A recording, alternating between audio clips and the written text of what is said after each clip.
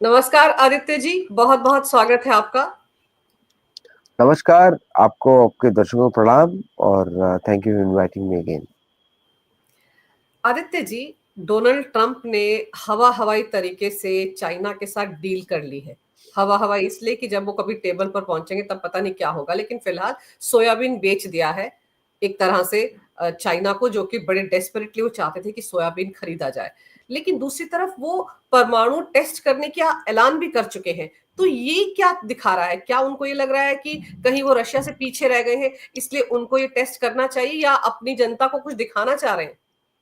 देखिए, deal sign नहीं हुई है। ओके, ये डील साइन नहीं हुई है। और दूसरी बात ये है कि शी जिनपिंग और ट्रम्प की मीटिंग मात्र 1.5 घंटे की हुई। और आप देखते हैं जिस तरह चाइनीज प्रेसिडेंट काम करते हैं, वो स्क्रिप्ट से काम करते हैं, लिखते हैं और पढ़ते हैं। वो उनका चाइनीज का शुरू से ही प्रोसेस है, चाहे अमेरिका में जाए कहीं पर भी जाए। सोयाबीन को खरीदने का 1,80,000 टन सोयाबीन, सोरगम और ये सब चीजें उन्होंने खरीदी। और ये उसके उसके वो अमेरिका का वो रेवेन्यूज मिलेगा। अमेरिका को उन्होंने डील दी रेयर अर्थ की 1 साल की सप्लाई के लिए, और सोयाबीन वाली डील सिर्फ 3 महीने की है। ओके, तो मतलब ट्रम्प ने गिड़गिड़ाया उनसे कि आप हमारे हॉलिडे सीजन में हमको कोई प्रॉब्लम ना दें, क्योंकि नवंबर, दिसंबर, जनवरी ये 3 सीजन है इनके हॉलिडे के। और अगर इसको वो नहीं करते तो मिड टर्म इलेक्शन पूरी तरीके से हार जाते। आपने स्टेटमेंट देखा होगा कि आई प्रोटेक्टेड माय फार्मर्स इंटरेस्ट, ये उन्होंने बोला। चीन को फायदा ये है कि कोई डील तो साइन नहीं हुई है, देयर इज नो कमिटमेंट। और जो ट्रम्प बात कर रहे थे कंबोडिया, थाईलैंड की, क्योंकि ये चीन के लिए खतरे की घंटी है, उसके बैकयार्ड में आप इस तरह की हरकतें करेंगे तो, और जिसको भारत भी चीन को सपोर्ट करेगा उस समय, तो उस बैकयार्ड के पे तो चीन अब एक्शन ले लेगा।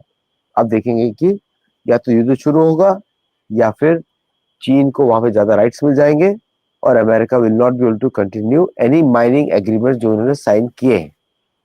इस पे चीन युद्ध पे जा सकता है। तो इसलिए स्टेलमेट है, कोई डील साइन नहीं हुई। और ट्रम्प ने जो इनकी तारीफ करी, और उस पर आपको चाइनीज प्रेसिडेंट का अपने रिएक्शन देख ही लिया। कोई फेशियल एक्सप्रेशन ही नहीं बदले उनके, और उन्होंने यहाँ तक नहीं बोला थैंक यू।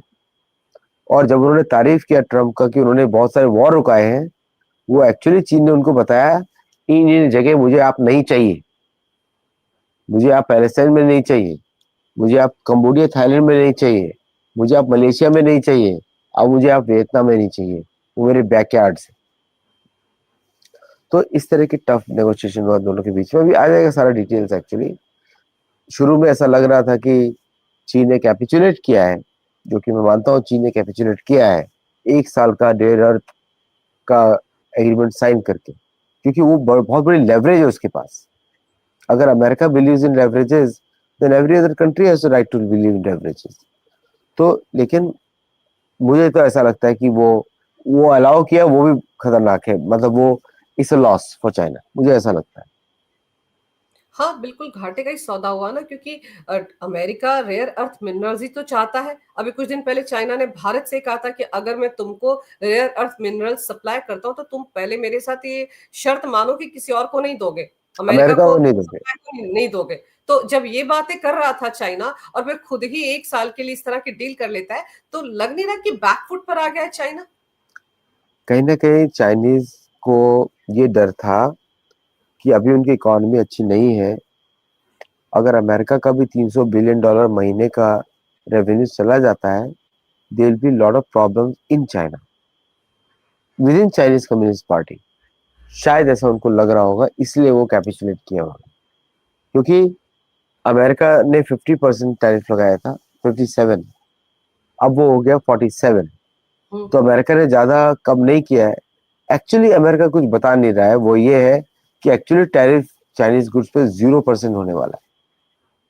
तो तो अगर वो हो गया तो चाइनीज की विक्ट्री है, अगर वो नहीं हुआ तो चाइनीज की विक्ट्री नहीं है, क्योंकि अग्रीमेंट अभी साइन नहीं हुआ। और जिस तरह से ये मुलाकात साउथ कोरिया के बुसान एयरपोर्ट पर होती है 1.5 घंटे, उसको लेकर तो आप सोचिए भारतीय मीडिया में तो ऐसी बल्ले बल्ले हो रही है कि लंबी खिंच गई मुलाकात, सारे समझौते हो गए। यहाँ पर तो कई एक्सपर्ट ऐसे जो ये कह रहे हैं कि चाइना के साथ जिस तरह से ट्रेड डील हो गई है यूएस की, उसके बाद तो भारत और अमेरिका के रिश्ते खत्म हो गए। मैं नाम नहीं लेना चाहती उन एक्सपर्ट्स का, लेकिन इस तरह की बातें कर रहे हैं कि अब तो भारत और अमेरिका के रिश्तों में कुछ बचा ही नहीं है। उनको कुछ पता नहीं है क्या देख रहे हैं, I don't know what they are watching. Actually क्या है कि भारत को इससे भी अच्छी डील मिलेगी, मैं आपको बता रहा हूँ क्यों। क्योंकि भारत ने पहली बात तो बताया मुझे जल्दी नहीं है, हमारी डेस्परेशन नहीं है। $41 बिलियन का जो हमारा जो टैरिफेबल एक्सपोर्ट है, वो तो भारत ने ऑलरेडी डाइवर्सिफाई कर देगा, बड़ा अमाउंट नहीं। तो तो और अगर उसने सैंक्शंस लगा दिया अमेरिका के ऊपर, फार्मास्यूटिकल के ऊपर, तो ये जीरो हो जाएगा, तो नेगेटिव चला जाएगा। प्लस अमेरिका का education sector will collapse without Indians, travel will collapse without Indians. तो भारत को कुछ करने की जरूरत ही नहीं है इस समय, चुप रहना है। क्योंकि चीन के साथ डील हुई नहीं उसकी, साउथ कोरिया के साथ डील हुई नहीं उसकी, जापान के साथ डील हुई नहीं उसकी, यूरोप के साथ कोई डील हुई नहीं उसकी, डील तो हुई नहीं कोई भी। तो क्या बात हो रही है? तो आई थिंक जो भी एक्सपर्ट ऐसी बातें कर रहे हैं, दे हैव टू चेक करना पड़ेगा कि उनका लॉजिक क्या है and what information they are seeing, जो किसी को मालूम नहीं। ट्रम्प की कोई डील नहीं किसी के साथ हुई। ट्रम्प को वैसे भी झूठ बोलने की आदत है। अब ये जो शी जिनपिंग के साथ मुलाकात थी, बॉडी लैंग्वेज देखिए, डोनाल्ड ट्रम्प का इतने एक्साइटेड थे और सामने वाला एकदम स्टोन फेस्ड। आप सोचो ना कि ऐसे लग रहा था उतावले हुए जा रहे हैं। आप सही कह रहे हैं, गिड़गिड़ाए होंगे कि भाई सोयाबीन खरीद लो। भारत से भी तो गिड़गिड़ा रहे थे कि मक्का ही खरीद लो। तो इस तरह के लेवल पर आ गया है अमेरिका, और उसके बाद ये हवाई डील जो हुई नहीं है, उसको लेकर इतनी बड़ी बड़ी बातें। तो क्या दिख रहा है, डोनाल्ड ट्रंप कहीं आपको लग रहा है कि वीक पड़ रहे हैं? क्योंकि एक तो उनके अपने सेनेट में उनके खिलाफ वोटिंग हो रही है, रिपब्लिकन पर को भी उन पर भरोसा नहीं रहा है। देखिए क्या है कि डोनाल्ड ट्रम्प कभी भी मतलब स्ट्रांगली इलेक्टेड प्रेसिडेंट तो माना जाएगा, लेकिन इनका जो डाउनफॉल है वो टैरिफ की वजह से बहुत हुआ। क्योंकि देखिए क्या है कि अमेरिका कुछ मैन्युफैक्चर नहीं करता, तो अमेरिका चाहता है कि मेरा जो एरिया है, अगर आपको अमेरिका में कुछ बेचना है तो मुझे आपको टैरिफ देना पड़ेगा, आपको मुझे टैरिफ देना पड़ेगा। लॉन्ग टर्म प्लान क्या है टैरिफ ट्रम्प का, कि वो इनकम टैक्स फ्री अमेरिका करना चाहते हैं, नो इनकम टैक्स। तो वो यूएई के मॉडल को फॉलो कर रहे हैं कि no income tax, so that everybody comes to USA to invest. ये उनका लॉन्ग टर्म प्लान है। लेकिन अमेरिका ऐसे बना नहीं है। अमेरिका बना है एक्सपोर्ट वॉर्स, तेल। तो अगर इनको टैरिफ से दुनिया अमेरिका का इकोनॉमी चलानी है, तो इनको तेल का सपोर्ट चाहिए होगा। और तेल के सपोर्ट के लिए American oil is very expensive. तो उनको या तो सऊदी जाना पड़ेगा, या उनको जाना पड़ेगा वेनेजुएला।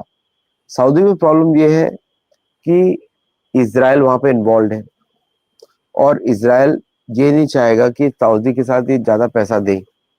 तो Venezuela is oil which is there, which is logical step. जी। तो जो करंट जियोपॉलिटिक्स है वो जस्टिस, और अमेरिका को सेनाओं में इतनी शक्ति नहीं बची है कि कहीं और युद्ध कर सके। तो क्योंकि इतने लंबे समय से डिप्लॉयड है, कब तक कैसे युद्ध करेंगे? वो रिप्लेसमेंट ही नहीं है उनका, तो कैसे युद्ध करेंगे? तो इसलिए ये सारे सर्कमस्टेंस इनको फोर्स करें टू कॉम्प्रोमाइज हेविली। और अमेरिकन को कैसे बताएं कि भाई हमारे पास डॉलर का रिजर्व करेंसी स्टेटस नहीं है, पैसा नहीं आ रहा है। तो अगर कोई इंडिया और रशिया कोई ट्रेड करते थे, they will earn the money, अब वो भी नहीं है।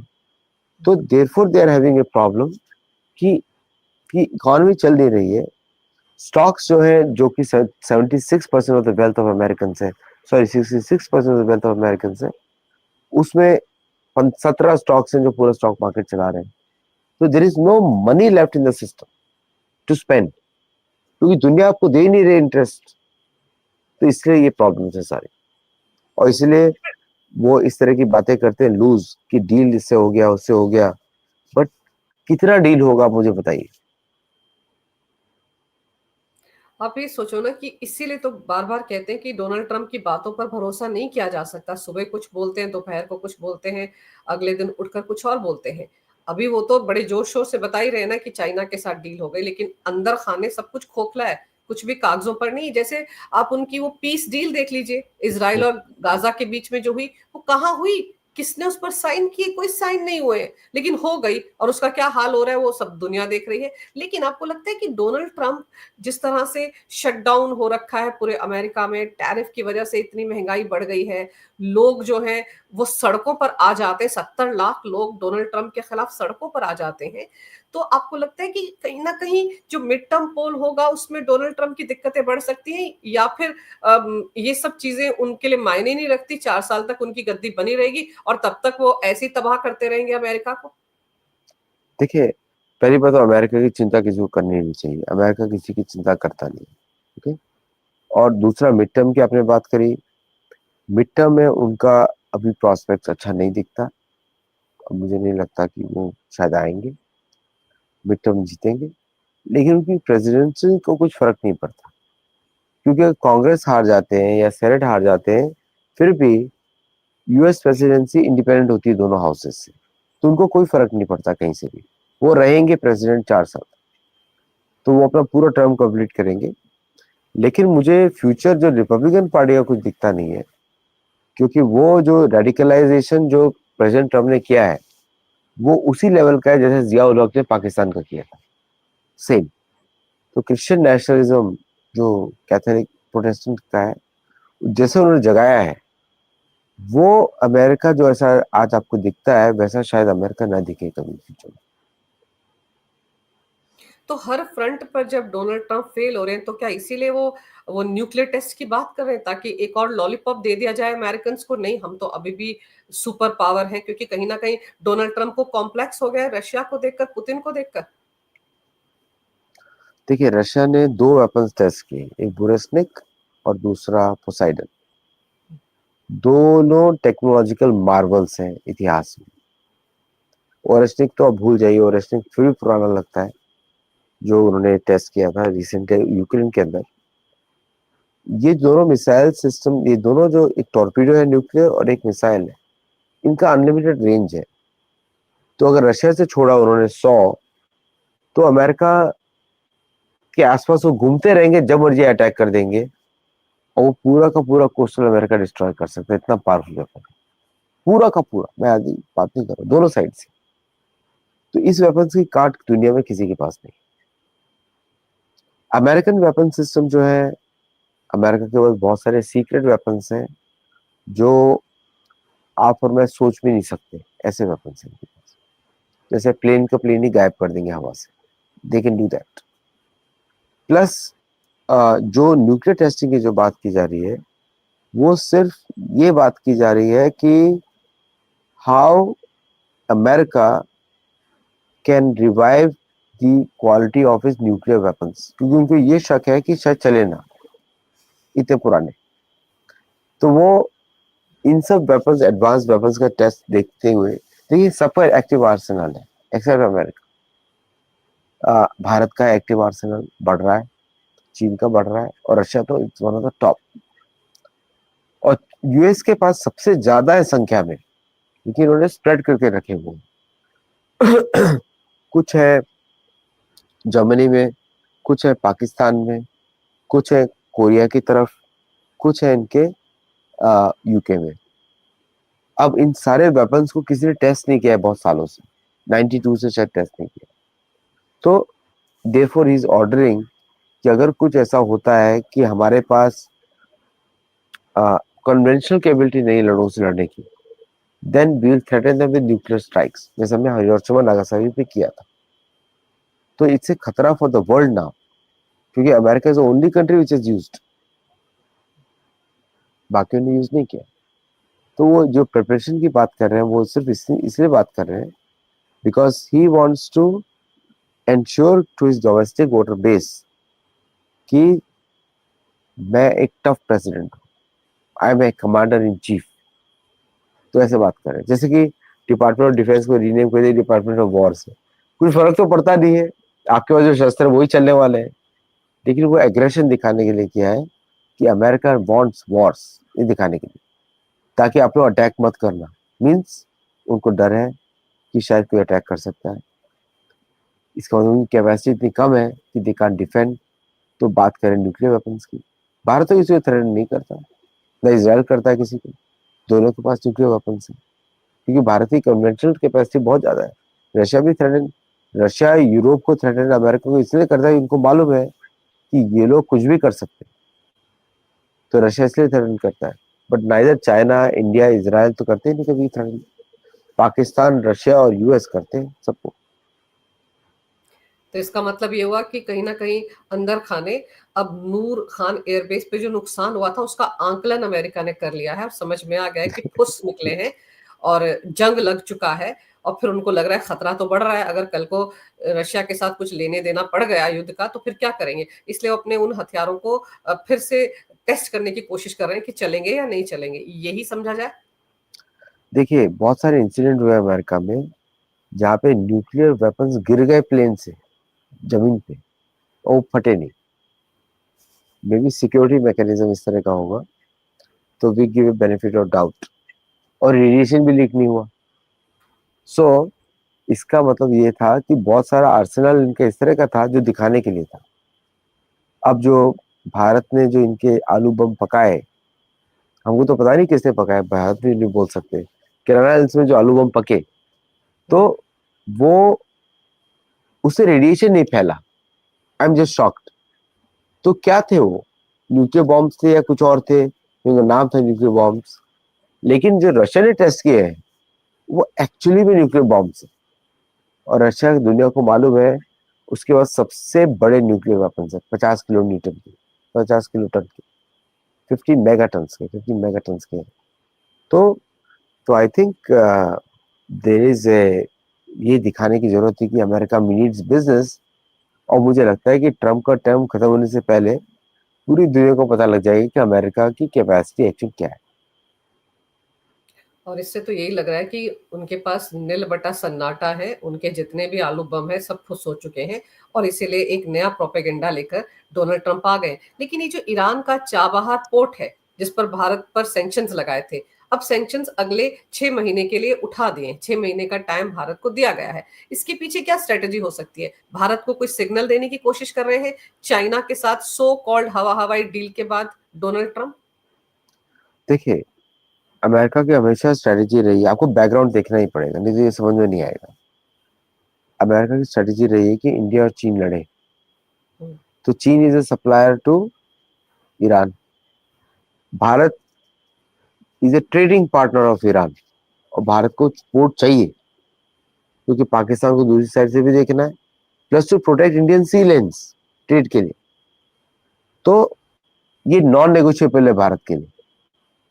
तो अगर अमेरिका मना भी करता है तो भारत स्टिल कंटिन्यू करेगा।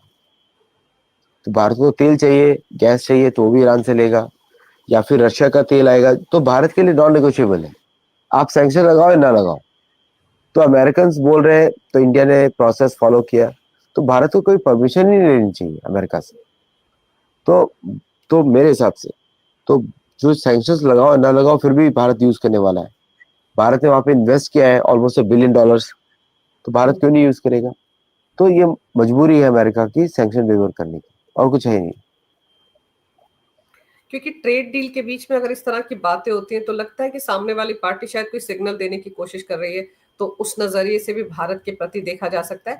लेकिन ये समझाइए कि जो अभी हालात बने हुए हैं, जिस तरह से चाइना के साथ नजदीकी दिखाने की कोशिश कर रहा है अमेरिका, तो आपको लगता है कि कहीं ना कहीं जो एक ब्लॉक बन रहा था भारत का, चाइना का, रशिया का, उसको तोड़ने की कोशिश कर रहा है, या ब्रिक्स में घुसने की कोशिश कर रहा है, या ब्रिक्स को तोड़ने की या सेंध मारने की कोशिश कर रहा है अमेरिका? ऐसे भी देखा जा सकता है जिस तरह से झुके हुए बिछे हुए नजर आ रहे थे डोनाल्ड ट्रंप शी जिनपिंग के सामने।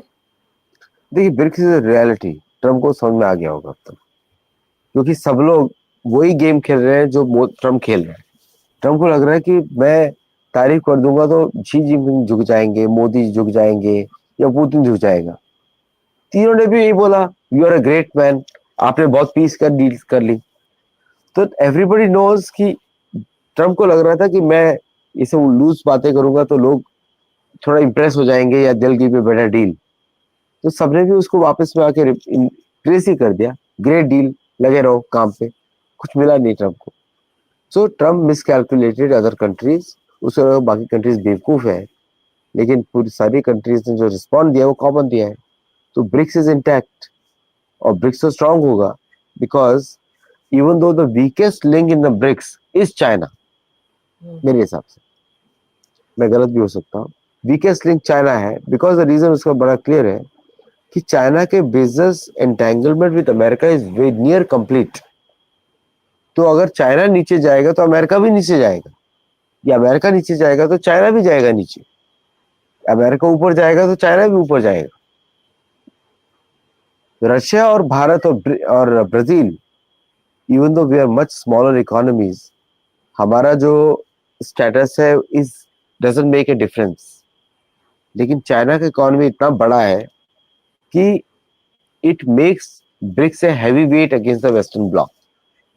तो कहीं ना कहीं ट्रम्प तो चाहेंगे कि तोड़ा जाए, लेकिन मुझे लगता है लॉन्ग टर्म इंटरेस्ट में जो कन्वर्जेंस है भारत और चीन की इस समय और रशिया की, ये BRICS will become more stronger now.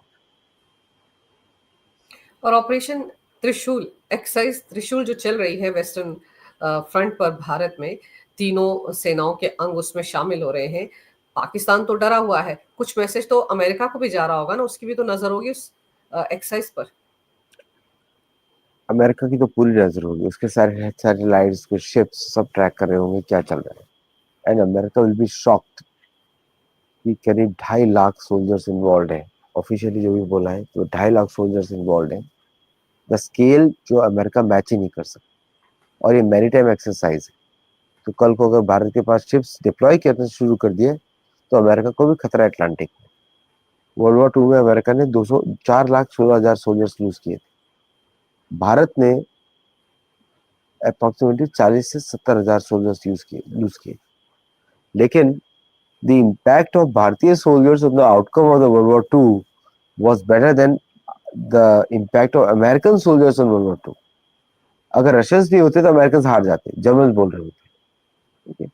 लेकिन भारत ने तो अकेले पूरा टैकल किया, पूरा German front in Africa, east Asia, Europe, तीनों अकेले टैकल किया।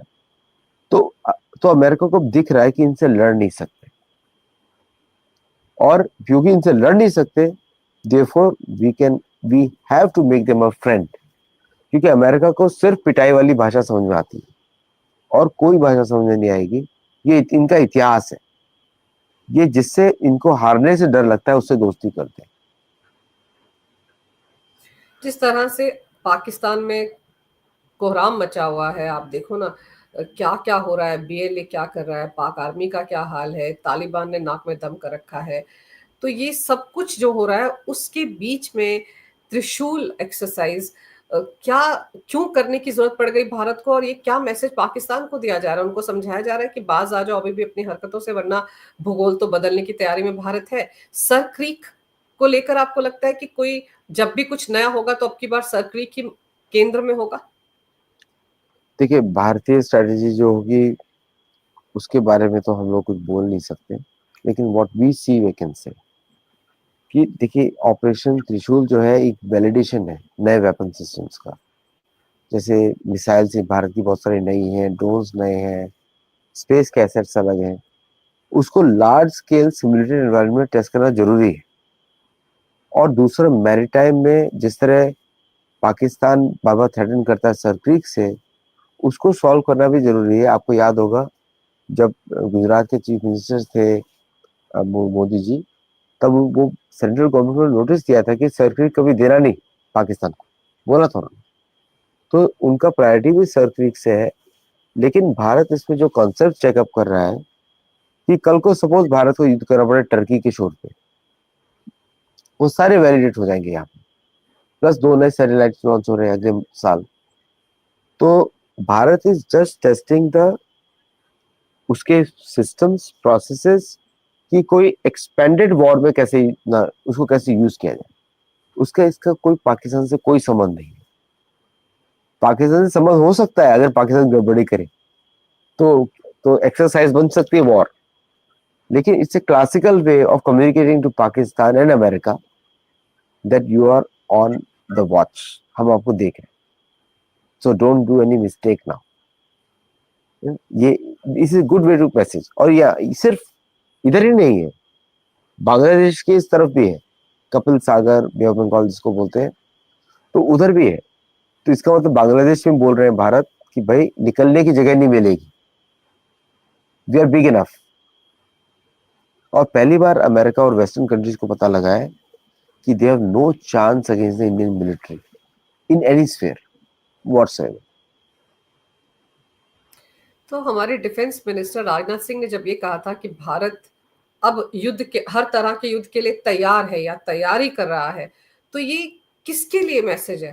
पाकिस्तान की ही बात हो रही होगी या बांग्लादेश की, या फिर कोई और ऐसा देश भी है जिसको ये संदेश दे दिया गया है कि हमको हल्के में मत लेना? डेफिनेटली देखिए, जब राजनाथ सिंह बोलते हैं कि हमको एम्यूनिशन और ये सब बढ़ाना है, दैट मीन्स वो देश को तैयार भी कर रहे हैं कि लंबे युद्ध के लिए तैयार हो जाओ, सामान इकट्ठा शुरू करने दो। तो ये हिंट तो दिया जा चुका है, होम गार्ड्स को एक्टिवेट कर दिया गया है, नक्सल इशू को सॉल्व कर दिया गया है। क्योंकि इस बार अगर भारत को 2047 का डेवलप कंट्री स्टेटस में लाना पड़ेगा तो पाकिस्तान तो जाना ही पड़ेगा, उसका एग्जिस्टेंस नहीं है। बांग्लादेश भी जाना ही पड़ेगा, साथ में डिएगो गार्सिया भी जाना पड़ेगा। तो अगर अमेरिका सोच रहा है बदमाशी करेगा डिएगो गार्सिया से, तो उसको तैयार होना पड़ेगा भारतीय रिस्पॉन्स के लिए। और भारत ने हमेशा, चाहे हमने बहुत बात की हो पीस की, लेकिन हमेशा मिलिट्री एक्शंस में हमने प्रोएक्टिव एक्शंस लिए। ये इतिहास है भारत। बहुत सारे काइनेटिक एक्शंस जो है भारत के प्रोएक्टिव होते हैं। बालाकोट से शुरू हो चुका था और उसके पहले भी होता था मिलिट्री, भारतीय मिलिट्री में जब कांग्रेस की गवर्नमेंट होती थी तब भी होता था। तो जिस तरह जिस तरह का माहौल बन रहा है, उसमें भारत को और भी बड़ी सेनाएं बनानी पड़ेंगी जो सुएज कैनाल से लेके मलक्का स्ट्रेट तक सब कुछ कंट्रोल करे। उसके आगे चीन कंट्रोल करेगा। इसमें ना जापान का कोई इंपॉर्टेंस है, किसी और देश की इंपॉर्टेंस नहीं है, क्योंकि जापान को तो अमेरिकी गुलाम ही माना जाता है। तो रशिया अपने स्फीयर पे बात करेगा ईस्टर्न यूरोप में, भारत अपनी बात करेगा इंडियन ओशन रीजन में, और चीन अपनी बात करेगा मलक्का स्ट्रेट में, सॉरी साउथ चाइना सी बोलते हैं लेकिन हम तो मलय सागर बोलते हैं, मलय सागर में बात करें। तो अब जो कॉलोनीज है, जैसे ऑस्ट्रेलिया है कॉलोनी, न्यूजीलैंड कॉलोनी है, या अमेरिका कॉलोनी है और कनाडा कॉलोनी है, इन कॉलोनीज को डिसाइड करना पड़ेगा किस साइड वो जाते हैं। या तो भारत की शरण ले तो वेस्टर्न ऑस्ट्रेलिया बच जाएगा, या चीन की शरण ले ईस्टर्न ऑस्ट्रेलिया बच जाएगा, बीच में तो कुछ है नहीं उसमें। तो ये सब कंट्रीज को डिसाइड करना पड़ेगा। तो ये काफी चेंजिंग डायनेमिक्स है, जस्ट बिकॉज कि डॉलर का रिजर्व करेंसी स्टेटस जा रहा है, इसलिए। बिल्कुल, बहुत कुछ बदल रहा है और इसीलिए शायद डोनाल्ड ट्रंप भी गिड़गिड़ा रहे थे शी जिनपिंग के साथ, और भारत को भी कुछ सिग्नल देने की कोशिश कर रहे हैं, और साथ ही साथ न्यूक्लियर टेस्ट करने की बात कर रहे हैं। तो आलू बम का हकीकत उनको समझ में आ गया है। चलिए देखते हैं इस मुद्दों पर आगे क्या निकलता है, और जो जिस ट्रेड डील को लेकर वो कूद रहे हैं वो तो हवाई है, कहीं कागज पर कुछ नहीं हुआ है। तो वो भी थोड़े दिन में उसकी हवा निकल जाएगी, सबको समझ में आ जाएगा क्या हुआ चाइना के साथ। आपने समय निकालकर इस विषय पर बहुत ही अहम जानकारी मेरे दर्शकों को दी। आपका बहुत बहुत धन्यवाद आदित्य जी। नमस्कार। भारत माता की जय हो। वंदे मातरम। जय श्री राम। जय श्री राम।